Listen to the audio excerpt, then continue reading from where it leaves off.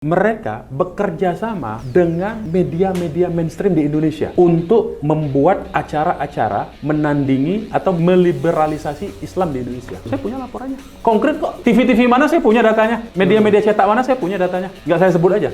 Oke. Ya, saya punya. Jadi by design-nya itu dalam konteks ini bukan cuma nasional tapi global, termasuk FPI yang disebut di dalam laporan itu yang harus dikecilkan perannya dan harus dijadikan kelompok kriminal. Ada laporannya saya punya. Memang ada kelompok-kelompok yang memang kerjanya itu tiap hari atau hidupnya itu dari memfitnah FPI, membuat labeling ke FPI, dan itu mereka mendapatkan rating juga, mendapatkan dana, mendapatkan semacam mereka mengajukan proposal untuk menstigma, itu diajukan ke berbagai macam funding agensi, termasuk funding agensi dalam negeri. Oke. Ada itu. Nah, kira-kira begitulah Oke. selama ini. Itu yang menyebabkan kenapa FPI dianggap preman, tukang palak, segala macam ya. Padahal termasuk FPI yang menyebarkan FPI tukang palak, menerima setoran dari tempat-tempat hiburan itu wartawan-wartawan juga.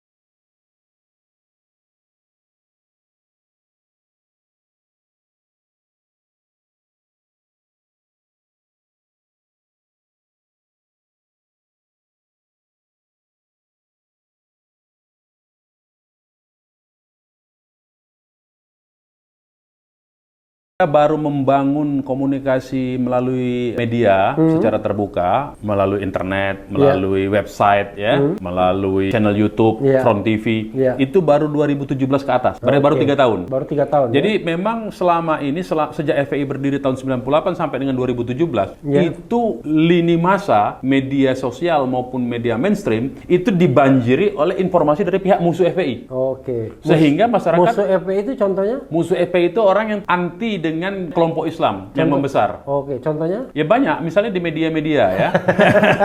Misalnya di media itu banyak sekali yang mempertanyakan hal yang sama sebetulnya. Oke. Memang mereka memframing. Jadi yang dimunculkan di TV-TV itu ya. Kalau sekarang dibilang kadrun katanya. Kadrun ke sekarang ini. Kalau dulu tuh yang dimunculkan gambar-gambar FPI lagi sweeping, lagi bentrok begitu kan. Saya gara-gara banyak memuat FPI sama Habib Rizik dibilang kadrun juga. Bukan Refli Harun lagi, Refli Kadrun. Ya itu, artinya kan mereka bekerja. Dan itu kita mendapatkan pengakuan banyak dari orang-orang mu'alaf bahkan ya, yang menyatakan dulu membenci Habib Rizik, dan orang-orang yang bertobat dari membenci Habib Rizik, membenci FPI itu karena dia mendapatkan informasi yang salah. Dan mereka mendapatkan informasi yang baru itu ketika memang kita juga aktif memberikan informasi tentang kegiatan sosial kita.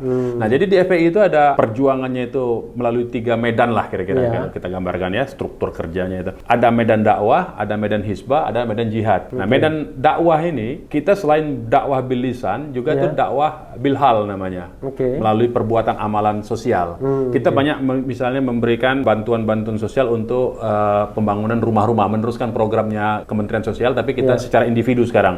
Rehabilitasi rumah-rumah, tapi satu-satu rumah tidak bisa lagi banyak karena kemampuan kita kan sedikit. Kemudian kita bantuan pendidikan yatim, kemudian bantuan medis yang sakit, orang-orang yang sakit. Kemudian kita melakukan aksi sosial, misalnya dalam setiap bencana kita turunkan relawan, termasuk itu sebetulnya sejak FPI berdiri bantuan relawan ini terus dilakukan, cuma tidak tercover selama ini. Nah, jadi inilah sebetulnya memang ada keterlambatan ya, membanjiri informasi publik itu dengan apa yang dilakukan oleh FPI dari aspek kegiatan-kegiatan dakwah sosial ini sebetulnya. Nah, itu yang menyebabkan variabel pertama, keterlambatan kita. Variabel kedua, memang ada kelompok-kelompok yang memang kerjanya itu tiap hari atau hidupnya itu dari memfitnah FPI, membuat labeling ke FPI, Dan itu mereka mendapatkan rating juga, mendapatkan dana, mendapatkan semacam mereka mengajukan proposal untuk menstigma, itu diajukan ke berbagai macam funding agensi, termasuk funding agensi dalam negeri. Oke. Ada itu kegiatannya tuh ada. Yang ada kakak pembinanya gitu. Ada kakak pembinanya.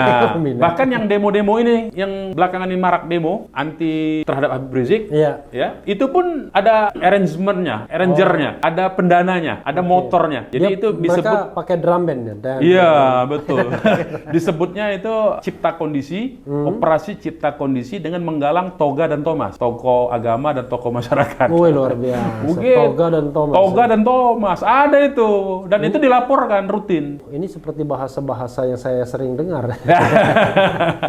Makanya Nah, kira-kira begitulah Oke. selama ini. Itu yang menyebabkan kenapa FPI dianggap preman, tukang palak, segala macam ya. Padahal termasuk FPI yang menyebarkan FPI tukang palak, menerima setoran dari tempat-tempat hiburan itu wartawan-wartawan juga. Saya mau katakan begitu, terang-terangan saja. Wartawan-wartawan yang memang sejak awalnya itu dia ya kita bicara posisi- pekerja medianya tanpa menyebutkan tanpa medianya. menyebutkan medianya ya. Ada beberapa wartawan yang memang dia selain wartawan dia aktivis sebetulnya, aktivis satu kelompok lain. Oke. Yang memang kerjanya itu memiliki agenda setting. Nah, dalam soal ini saya mau katakan, saya pernah punya dokumen dari laporan dari Kedutaan Besar Amerika di Jakarta yang melaporkan kepada pemerintah pusatnya lah, Menteri Luar Negeri lah ya. Iya. Kan kedutaan di bawah Menteri Luar Negeri Amerika kan. Siapa? Hillary Clinton dulu. Itu laporannya, saya dapat laporan itu, dokumen laporan mulai dari tahun 2003, 2004, 2005, 2006, 2007 sampai 2008 saya dapatkan. Oke. Ya. Isi laporannya apa? Belum Hillary Clinton. Belum. Colin Powell mungkin ya? Mungkin ya. Oh, Colin bukan. Powell. Atau Madeleine Albright.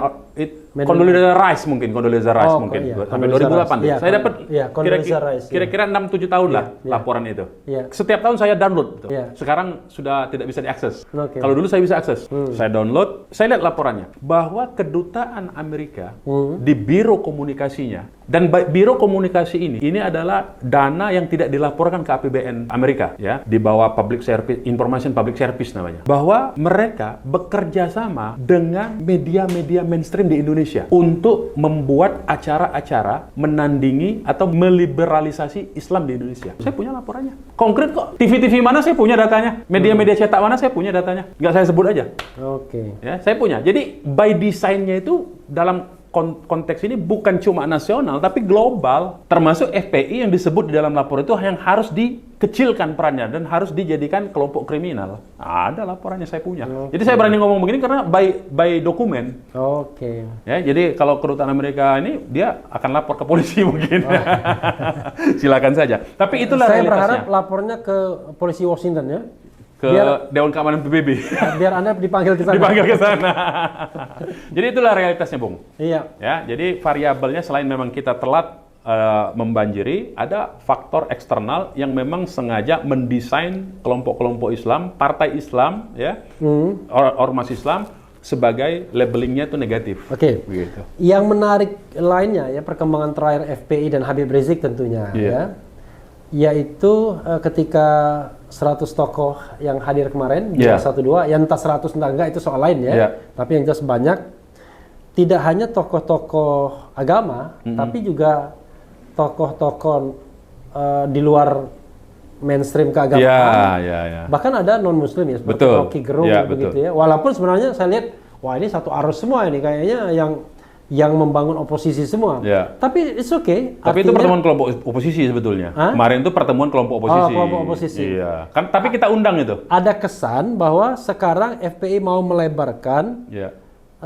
visi dan misinya Ya. untuk merangkul kelompok-kelompok yang satu visi dan satu misi. Atau bahkan barangkali tidak satu visi tapi satu sikap terhadap pemerintahan sekarang. Itu bagaimana? Ya saya kira begini, tadi saya sebut ya sebelum masuk ke sini ya, Iya. tadi saya sebut kenapa saya harus endorsement nama US Embassy di Indonesia, Iya. di Jakarta ya. Karena Iya. ini kan beredar isu yang dikembangkan Ya, oleh pihak yang sekarang kontra terhadap oposisi. ya, Bahwa Habib Rizik dibiarkan pulang karena ada kepentingan Amerika. Cina. Amerika Ya, supaya nggak maksud- Amerika ingin mengganggu kepentingan Cina di Indonesia. I know. Jadi Ya. maksudnya biar biar Habib Rizik yang jadi pionnya, Iya, kira-kira begitulah iya, bahasa kasarnya iya, kan. gitu. Iya. Nah seolah-olah Habib Rizik ini kerjasama dengan Amerika kan, Iya. dalam framing mereka kan. Iya. Ya, ini saya mau buktikan bahwa Amerika itu gebukin FPI itu sudah sejak tahun 2000 awal sampai sekarang nggak berubah. Jadi itu saya mau Tapi dulu menyatakan. ngebukin, dan sekarang mungkin mau dijadikan teman. Oh enggak, waktu Dulu Osama bin Laden kan Pom. dia ciptakan lalu dia perangin. pernah berkawan, di FPI tidak pernah berkawan. Oke. Mike Pompeo kemarin datang bukan ke FPI kan? Ke Ormas pemuda yang selalu berteriak NKRI, harga mati kan? Oke. Nah, jadi saya mau sebut itu. Jadi ini analisa yang salah. Saya mau membantah karena ini beredar. Ya. Beredar di berbagai kalangan elit, termasuk di Ya, termasuk analisis. analisis ya. pemret ini didatangi bahwa kedatangan Habib Rizik itu di belakangnya ada kepentingan Amerika. Oke. Nah, saya ingin mengklarifikasi bahwa tidak betul soal ini. Amerika itu bahkan sempat mendowngrade, melabeling, mengkriminalisasi FPI. Itu yang saya mau katakan, ya.